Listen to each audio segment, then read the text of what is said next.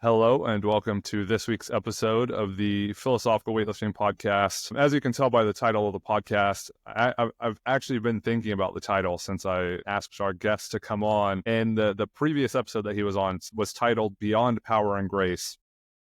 Let's wonder if that's just as fitting for this one, given what we're going to talk about, which is, a lot of the immediate changes that have been happening, and then what that looks like in terms of maybe his role in weightlifting or not in weightlifting, role in strength and conditioning, and kind of how he sees himself. So, Spencer, thanks once again for joining me on the podcast for a chat. It's always an honor, and I know the people listening absolutely love it and can't wait to listen to this episode.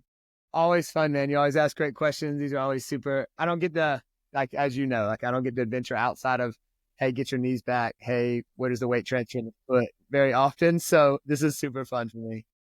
Yeah, that's great. And I think the best place to start, it's kind of funny. Like, I know you have so much on your plate and you have for a long time, and it's probably part of the reason for the big life change. But let's talk the Olympic Games. I mean, it's the crowning achievement for a weightlifting coach, and here you are. You've done it at the highest level multiple times, multiple people, and been able to experience basically from getting your start to the pinnacle, everything in between, and then to also like bring coaches up in that, develop them. So I think you've had your hand in every single part of weightlifting imaginable.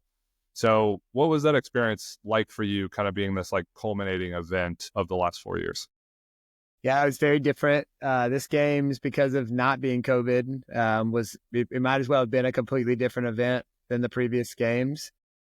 Just because there's so much more to consider from a stressor and stimulus standpoint from our athletes. Like they're in the village and there's lots of people, and it was a very, very, very different experience, both positive and negative. The positive, like we really felt like we were part of Team USA, which was super, super cool, man. Like I can't tell you how cool it was to like get to watch Krauser throw the shot put in practice, and how to I talked to Valerie Allman as she's like telling me about lifting and her and Zion, right? Like I get to watch Sydney Lavone like practice hurdle. It's like that kind of stuff. Like we didn't get any of that. I didn't realize what I was missing. I almost found myself becoming more a fan of not weightlifting as I was at the Olympics because of being around other really elite athletes doing their thing.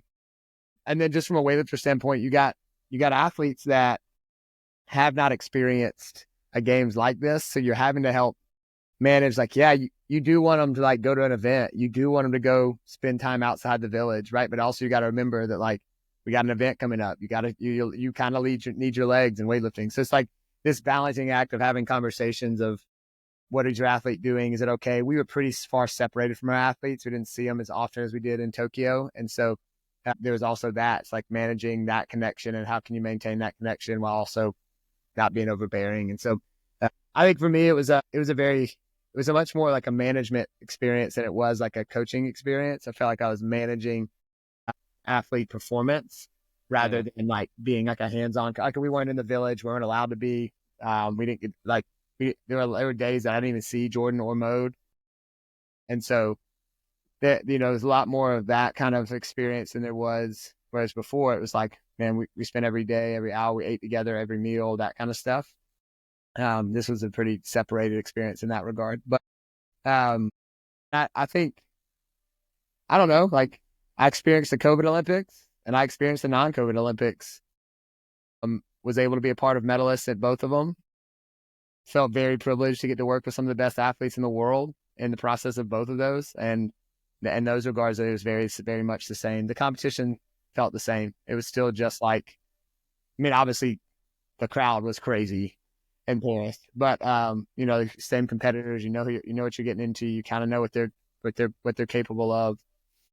So it very much felt like a world championships in that regard. But yeah, I think, I don't know. I got two very different experiences. I feel like pretty blessed to get to do both for sure. Yeah, and I think when you think about a competition prep, two of the most important pieces are what are the expectations, what do you want, and then what actually happens. Yeah. So when you were going into the meet, what were some of the expectations you all had with how people were going to do? I think both Mode and Jordan, the expectation was to put weights on the bar that would put them in a place to medal. Like that's the hope, that's the drive, they would both have told you hey, I just want to have my best performance on the Olympic stage, and represent my country well. But we all know that their best performance is an Olympic performance, like a medal performance, right? So it does kind of put you in that scenario. If you put your best foot forward, it is going to put you in a spot to be in the race for a medal. And so then it's just like, all right, now actualization. What does it look like when you're actually there, when the weights are flying? What is the weightlifter going to do? Are there some unexpected ones that you're doing some things you're like, whoa, we didn't see that coming? What do you do if you miss one? That kind of stuff. So I think the hope was to be in a place to medal. Actualization became different for both of them. From my perspective, for Mode, obviously I was in the stands watching because she competes for Canada, and I kind of knew after that last snatch, I was like, oh, this girl's gonna do it. Like she's moving well. Like she could put the medal performance together, and she did. And then with Jordan, it became very clear in the back room after that, after the snatch was over, like, hey, we got a big hill to climb. Not really sure that we're going to be able to, we'll just see what happens. And then after the second clean and jerk, my focus went from, because she missed her second clean and jerk. First of all, for Jordan, like, let's total. Let's not that, let's total. And then after that second clean and jerk, it became pretty realistic to me that like the idea of a medal was gone. And I also knew that there's a pretty high likelihood that this was what her next clean and jerk was probably going to be her last clean and jerk ever. Wow. And so I wanted to make sure from a coaching and friend and just relationship standpoint that she walked out having made that last clean and jerk. So that was the hope. Yeah. Yeah. Well, and it sounds like, the expectations were to do as well as possible. And that came true to a large extent. And a lot of the people listening, the coaches listening, are going to think, some of the small changes, some of the small decisions that we can make in the back might not have a big impact. So you think, someone has a long wait, what do you do? It's like, it kind of just depends on the person, depends on the situation, but it's not a huge deal as long as they go out and make a lift. It's the Olympic Games.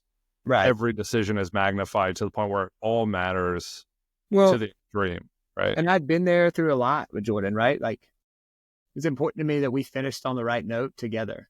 The last time we were in that position, we did not finish on the right note together. And I didn't know if it was our last lift or not, but I knew there was a chance that it might be. And if it was, I wanted the last one to be over her head. I wanted it to feel like victory. I wanted it to feel like success. I wanted her to have that moment where she got to drop the bar at the Olympic stage and that be their last moment. I didn't ask her about it.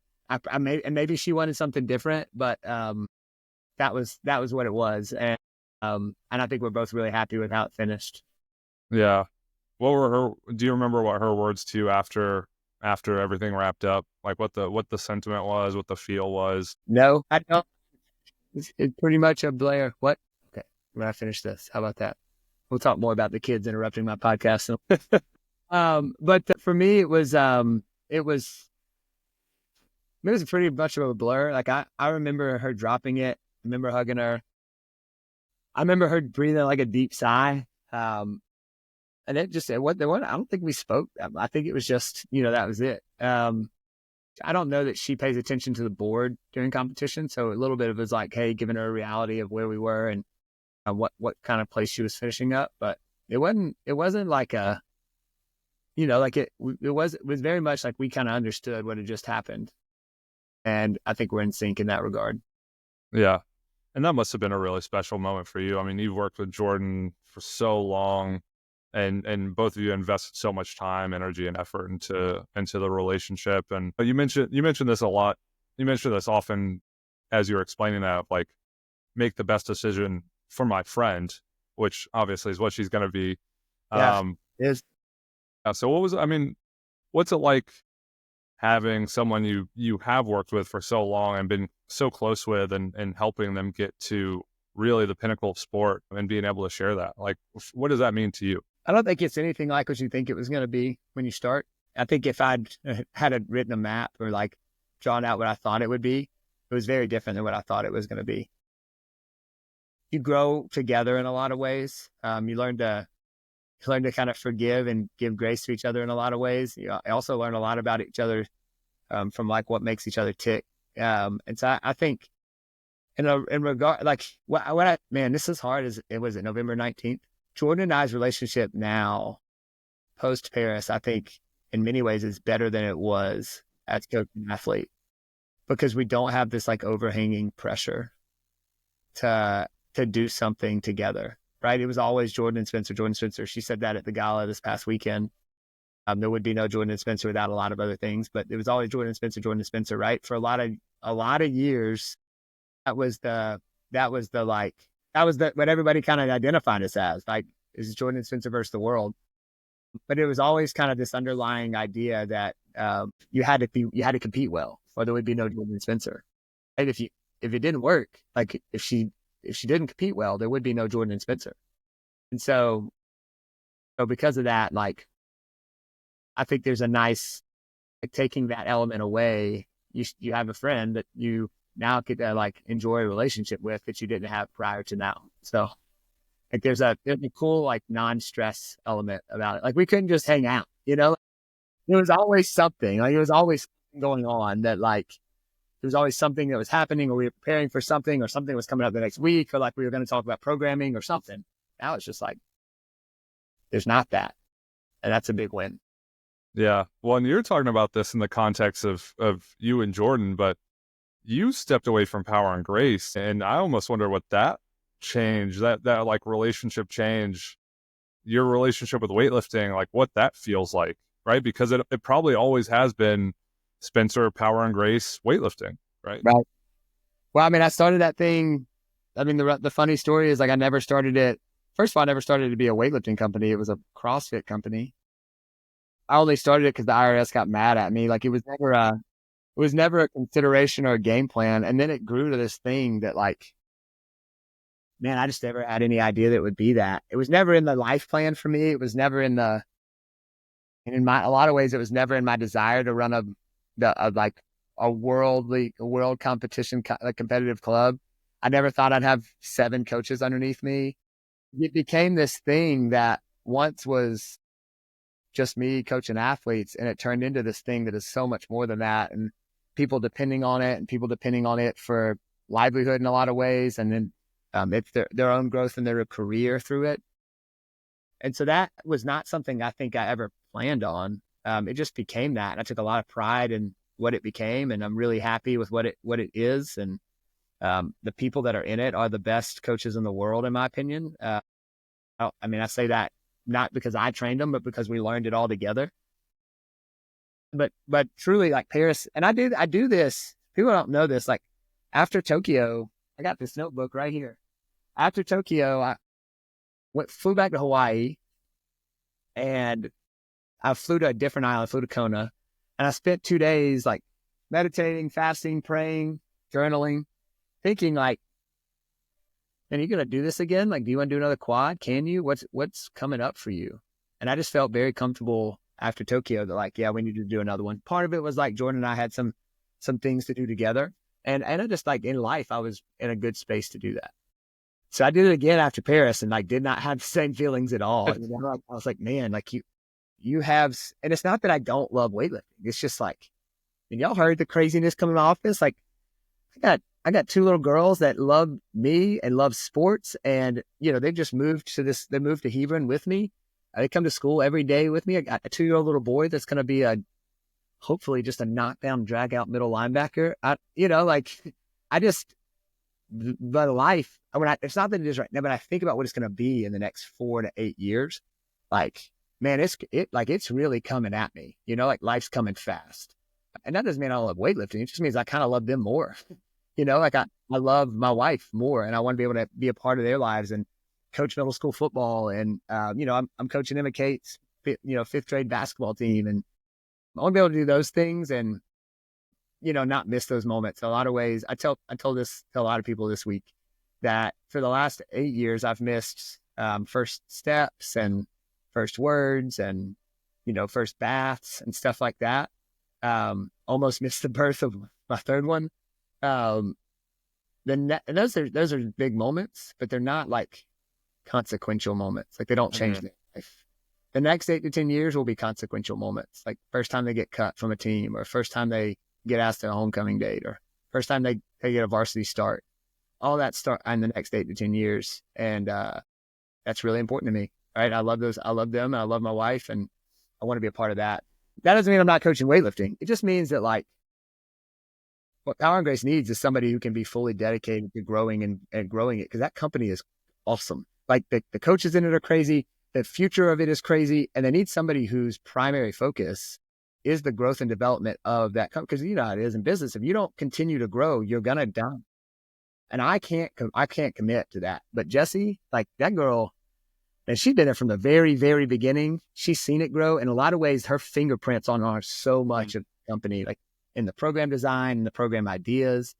And I felt like I was getting in her way in a lot of ways. And so I just wanted her to have the freedom to take it and run with it. She's earned it. It's as much her company as it is mine. And obviously my priorities are different.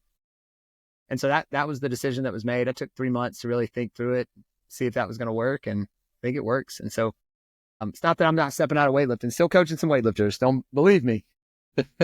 But you might not see me in Bahrain, right? You might not see me in Tucson if it doesn't line up with my family life. I can't bring my family with me. But I'm still very much, there's some weightlifters that I'm still working with, Mode, Sarah, those types of people that their career, we don't know when the end date is. And so I'm not going to not work with them. Still going to work with Bella. Like there's some people that I'm still working with, but my primary focus is going to be my family and this strength and conditioning career that is doing crazy things, and just make sure that the priorities are right for the next 8 to 10 years. And who knows, like Caleb graduates high school and goes to play middle linebacker for the University of Georgia. Maybe I'll come back into weightlifting, but for now, I think this is the right move.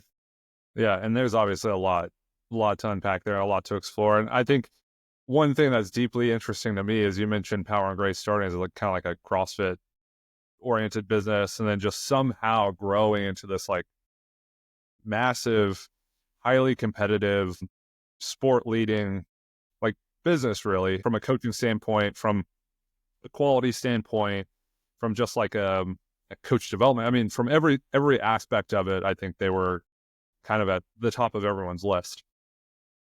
This question is going to require a little bit of introspection, but what about you allows you to build something like Power and Grace and to get involved in strength and conditioning with Hebron and turn it into something that it is, like, because you're not leaving fingerprints. I mean, you're leaving footsteps, right? Yeah. Which is, and that's everything you touch. So what is it about Spencer Arnold that allows him to be successful? Man, I'll get real forward with you. Love the Lord, believe in Jesus Christ, my Lord and Savior. I read the Bible every morning, and I read a proverb every day. And you know, if it's November 19th, I'm gonna read Proverbs 19. And I can't get away from, every time I open that part of the Bible, there's always this thing about work. The Bible doesn't let me get away from the calling to just work hard a lot and just like continue to remind me that work really is matter. It matters. It's worth something. So I don't know that I'm have any sort of special gifting that makes whatever I touch turn to gold, like you said. I think I just have a relentless desire to see it there, and in a lot of ways will sacrifice things that other people won't sacrifice because I want to see it be good. Like I just had to see Jordan get to the Olympics. Like I had to see Mo Sharon do it again. Like I had to. And then at the same thing, like I had to see Sean John get a division. Man, like I'm gonna cry. When that dude got a Division I offer from Virginia and I stood in the room, I almost lost it. That kid has worked his ever-loving tail off for me. And he came into the system with hopes of maybe getting to play college football. Man, he's going to play Division I at Virginia. And it's changed his whole life. Like it'll change the whole trajectory. He as a human is completely different. So when you interact with kids like that, you can't help but work your tail off for them. You just can't help it. Like I can't help but give Carrington Coombs every ounce that I can give him, and Aubrey Beckham every ounce that I can give her, because they work their ever-loving tails off for me. I can go down a list of athletes at this school that have just done everything I've ever asked of them. And they're trusting me to get them ready for their dreams. It's the same way with weightlifting. Like it's the same thing. Like Jordan trusted me. Moden trusted me. Like these people trusted me to help them achieve something that they really want. And they need me to get there. I'll stay up late. I'll get up early. Like I'll stare at this stupid computer screen to figure out, how much player load is too much player load or whatever, to make sure that they get what they need from me. And in a lot of ways, I think what we've seen as success isn't because of some sort of special gifting, but as much as it is like a relentless work ethic and then a respect from them to do everything that I ask, because they see that I'll do everything that I can for them. They trust me and they do everything I ask them to do because they know that I would give everything I got to see them achieve their dream. And so power and grace is a byproduct of that. Jessie Stimo sees that. She was, in a lot of ways, she was a recipient of that. And she also is the embodiment of that. Like she works the same way. Like nobody's going to outwork that girl. And so in a lot of ways, power and grace is handed into somebody's hands who has the same output. Hebron and the strength conditioning program here and the sports program here, and I'm just in good company. I got a lot of my coaches around me who are here with me at 6 a.m. And a lot of times I'm pulling off campus at 8 p.m. and they're still here. And so I think there's just a relentless work ethic that's inspired by just recognize our body was designed to work and made to work hard. So I think that's a lot of it. Yeah. And you mentioned Hebron, and I'd like to kind of talk about it. And we did a podcast where you covered the S&C kind of side of things a lot more in depth. And we had a phone call where it's kind of funny because you mentioned working hard and you're like, yeah, I get up, I don't know what time you said, like 3:30, 4 in the morning, and have some time to yourself. And then you get to the high school and you work all day at the high school, and then you go to the gym and coach. And it's like, that's insane. And I think I work hard. That's insane because I don't get up that early. I might go to bed way later, but I don't get up that early. Yeah.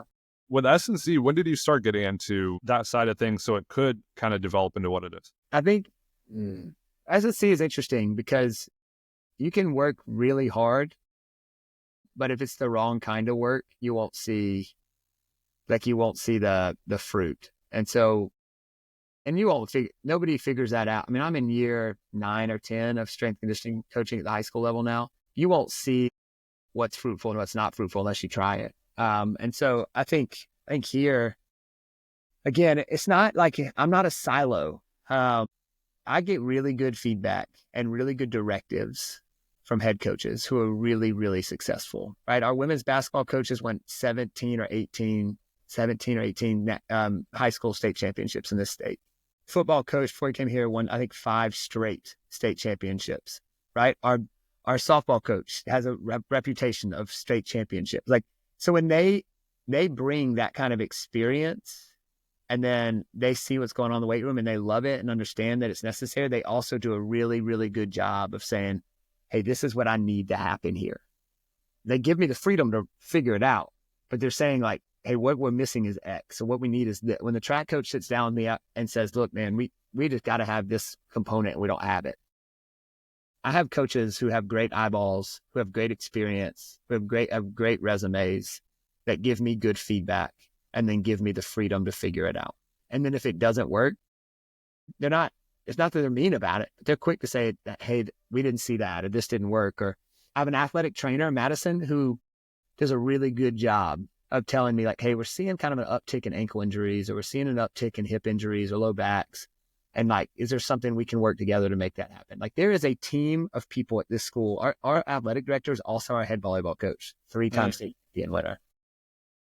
He does a good job, an incredible job of saying, hey, Spencer, what are we seeing here? Like both in volleyball and in like broadly across the sports.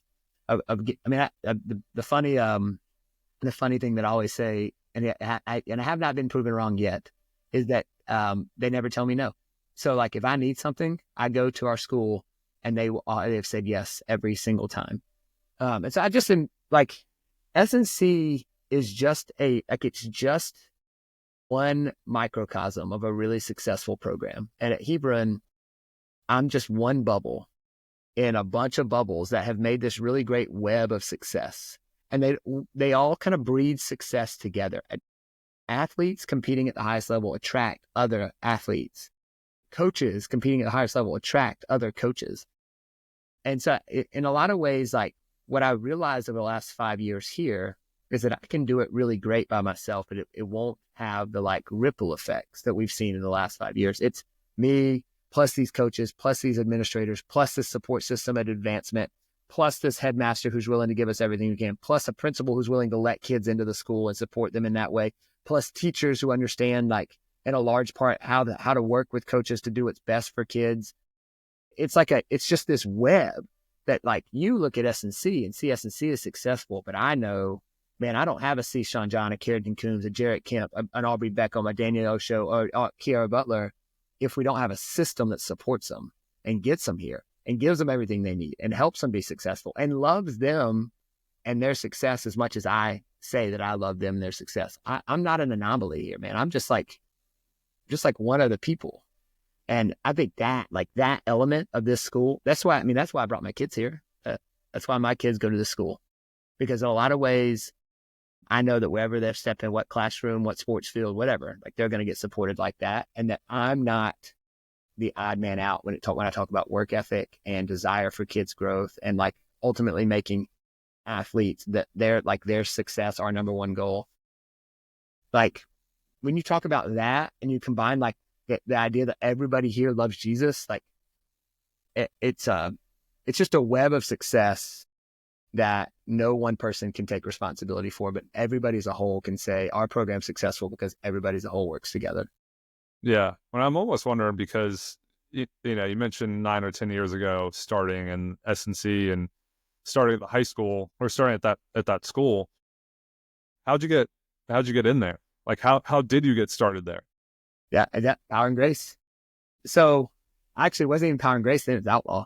I was doing seminars with the Outlaw Way back then. So a CrossFit company that was producing really elite CrossFit athletes at the games level. I was doing the weightlifting coaching and programming for them. And we would travel all over the world, putting on seminars, like literally all over the world, doing seminars. We did one, I was living in Texas at the time. And then we did one in Marietta, Georgia. And one of the people that attended was a principal at a private Christian school in Atlanta. And we had just had our first baby girl, and he reached out to me the next week and said, "Hey, are you interested? Do you know anybody?" Here's what he said: "Do you know anybody like you with your background, with your faith background that would look at a position like this?" And we were looking at moving back to Georgia because our family was here. We had just had a baby girl. We wanted to be near family. We needed help. And I was like, "Yeah, man, I know somebody would be interested." I flew out a week later, took the contract, signed the contract to that a week later after that. That's how it worked. I mean, legitimately just like that. And then once I was in the game, this position here at Hebron, that was a different school. That was at Kings Ridge Christian. Mm-hmm. This position, one of my best friends who I was training and mentoring in strength and conditioning, he was trying to get into strength and conditioning, asked how to get in. And I said, "Hey, where'd you graduate from?" He said, "Hebron." I said, "Go volunteer as a football coach, volunteer in the weight room and see if you can work that element and get in." And he did. So he became the strength coach at Hebron. And then 2 years later, he wanted to go to the Navy SEALs. He called me, said, "Hey, do you want the spot?" And I was like, man, I was like at a spot where I needed to make that move. And it was good for my family. It was good for my career. And so, yeah. So ironically, like, I got here because of Power and Grace and ended up at Hebron because of mentoring a coach who had this role. And then I took his position. Yeah. Crazy. That is crazy. And it's crazy too, because before we started recording, I talked to you, I was looking at Hebron's, like, social accounts and seeing all the kids who have committed to schools. And it's not like, what you typically see is like D3, D2, D1, kind of a spread, maybe a few kids here and there. It's all just studs from top to bottom. I mean, it's like, it is Auburn, yeah, Virginia. Auburn, That's man. all you see. MJ, like, her commitment, she could have gone anywhere. She's getting the opportunity to pick schools based on, like, what kind of culture she wants and what she wants to be a part of and what city she wants to be in. Like, she's our starting point guard for our girls basketball team. It's like Amani going to Rutgers to play volleyball. Like, that girl came to me fresh off an ACL tear and then showed up at the school. We had to, like, get her back on the court and get her committed to and she ended up at Rutgers. It's like, in a lot of ways, like, they're byproducts of their own hard work.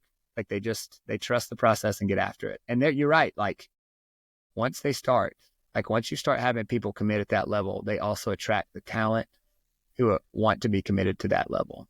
And so we got a lot of kids coming 7th, 8th grade that I'm like, whoa, like that. They're our most athletic. It's funny because we don't play to, like, in a lot of ways, like, our goal isn't to go get juniors and seniors and have them come play for us and graduate. Right. I mean, that happens. What we're chasing is, like, a development program where families are attracted to that model and that goal, and they show up in 3rd grade or 4th grade or 5th grade right? And then, or kindergarten even. And then we have his chance to develop a relationship and build them. Man, I'm the middle school football coach. So there's some kids coming that I'm like, goodness gracious, like the well is deep here. And it's because they see the product, they see Division I athletes getting to live out their dreams, and they want that. And they know we're producing it. And so in a lot of ways, like, we're a product of our own success. And I think that, and it just man, you know how it is. Like, when you're working with kids that are performing at that level, like, so much fun. It's so much fun. Sean John he's the defensive tackle going to Virginia. Right before I got on this call, he was just finishing up his cluster sets. We're doing some cluster sets to help kind of target some like specific type hypertrophy as we head into the playoffs. And he's doing cluster sets at 560 in the back squat. I get what? That kid couldn't back squat 225 when he came in. And now he's back squatting 560. He's going to Virginia. And he kicked 2 Division I athletes out of his workout group today because they were too slow and they were getting in his way. It's just amazing. Like, it's amazing to be around that kind of athlete. Yeah. And it sounds like you have so much respect for the school, for the administration, for the staff, for all the kids. I mean, you can hear how much passion you have and love you have for the entire situation. So it does make sense why you would say, like, I have to be in on this full time because I'm also in on my family full time. Well, and like, what was I doing this morning? I was looking at their GPS data from practice last night because we're in the playoffs. And so I'm kind of like trying to figure out what Coach Guess is going to do with them on the field so that I can make sure the workout matches the load that they put on their body the day before. And like, that just takes a lot. Like, I'm in looking at velocities and looking at speed thresholds and making sure we're trending the right direction. And then also looking at their data from GPS level to make sure that, like, the player load wasn't too crazy on our skill guys, which it was yesterday because Coach Guess did some craziness. And so, like, just making sure that then my workouts match appropriate, because you're never going to tell a head coach what to do on the field. You're just going to adjust what you do in the weight room to what the head coach does. That's my job.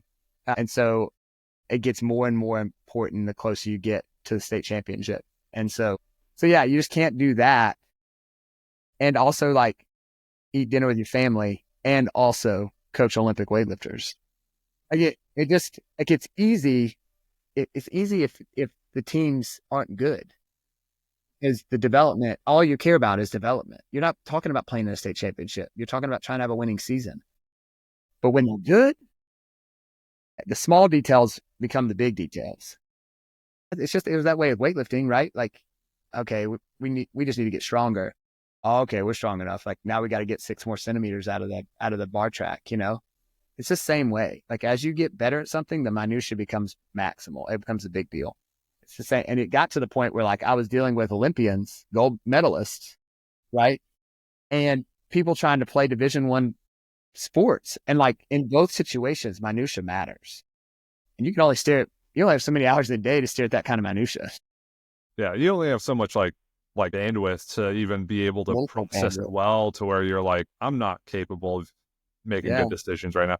So I have all these, low level questions, which would be, you have the football team come in, you have that kid going to Virginia, and then you have kids who are more kind of developmental. It's like, how do you structure training for a group, especially with football, right? Where you have, you could have upwards of 120 kids. I think we had 90. So we had like 30 freshmen, 35 freshmen, 40, 50 freshmen. And then we had, sophomores, juniors, mostly played JV. And then we'd have a varsity team. It's like building workouts for the team is just like a different animal. And I have those like low level questions, and then I have the high level questions of, how do you continue to educate yourself and stay ahead of the game so you can understand player load and GPS and all those big sports science topics? Yeah. Man, I can answer both those really fast, actually.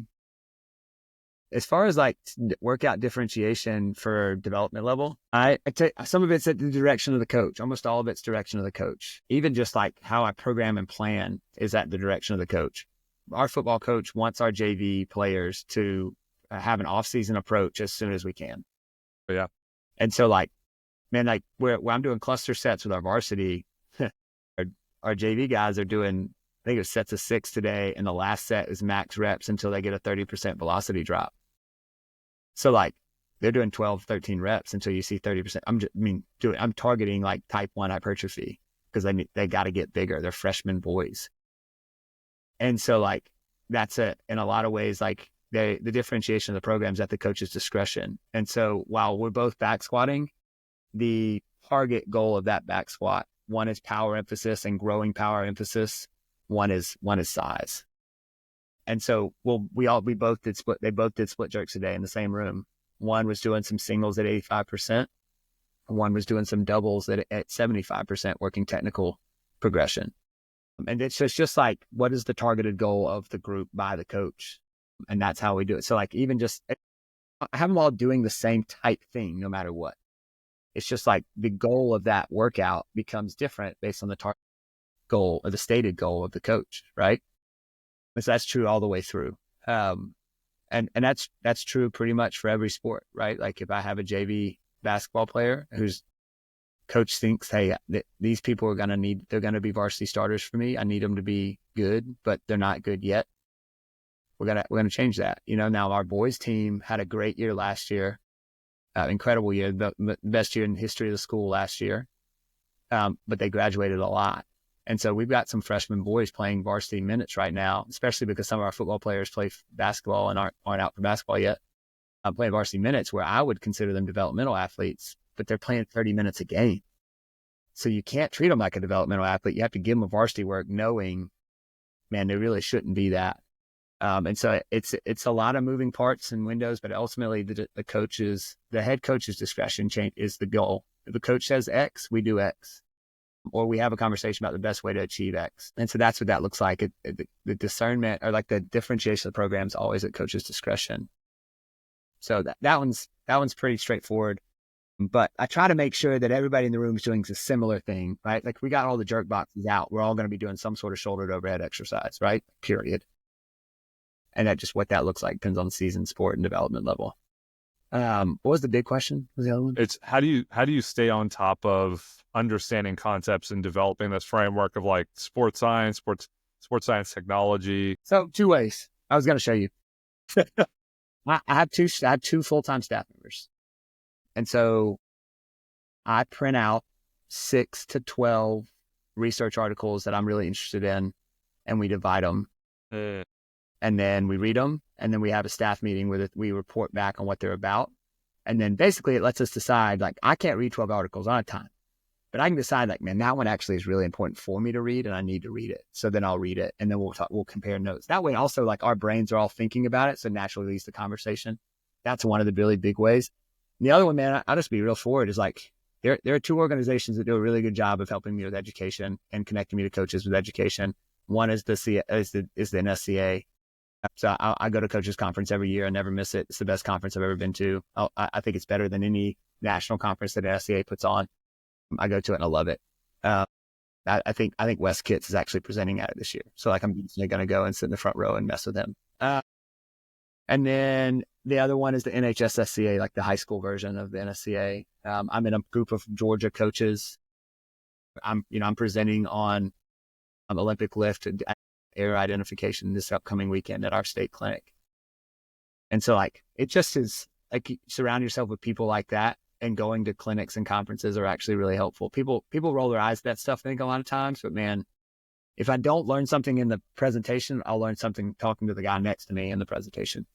And so I think between those 2 areas, that's how education continues for me.